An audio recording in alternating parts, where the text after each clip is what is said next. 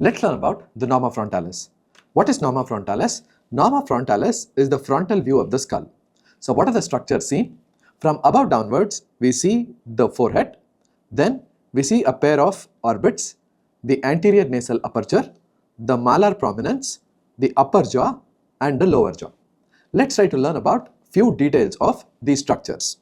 The forehead is formed by the squamous part of the frontal bone, and in the center it has a region called as glabella, which corresponds to the area between the two eyebrows. The literal meaning of glabella is smooth or hairless. Now this part of the skin of the face does not contain eyebrows, so that is why we refer this to as glabella. Coming from the glabella, we can see these elevations. These elevations are called as superciliary arches, and they usually correspond to the position of eyebrows. Then the point where the nasal bones meet the frontal bone, the squamous part, this region is called as the nasion. Then we have a pair of orbits which lodges the eyeball. The next important structure we have here is the anterior nasal aperture. The anterior nasal aperture is a pyriform opening which is closed in the living by cartilages forming the outline of the nasal cavity. Then we have the malar prominence, which is formed by the zygomatic bone. Then coming to the upper jaw. The upper jaw is formed by the maxilla.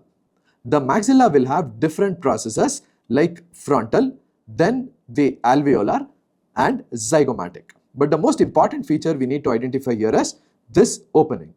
This is called as the infraorbital foramen, and this allows for the passage of the infraorbital vessels and nerves. If we draw a straight line above, it cuts through one more opening, or usually represented by a notch as seen here. This is the supraorbital notch, which is usually converted into a foramen called as supraorbital foramen. Infraorbital foramen allows for the passage of infraorbital vessels and nerves. The supraorbital foramen will allow for the passage of the supraorbital vessels and nerves. Then the lower jaw. The lower jaw is formed by the mandible. We can see the body of the mandible, and slightly laterally we can see the ramus. We can see its upper border, we can see the lower border. In line with the infraorbital foramen, we can also identify the mental foramen.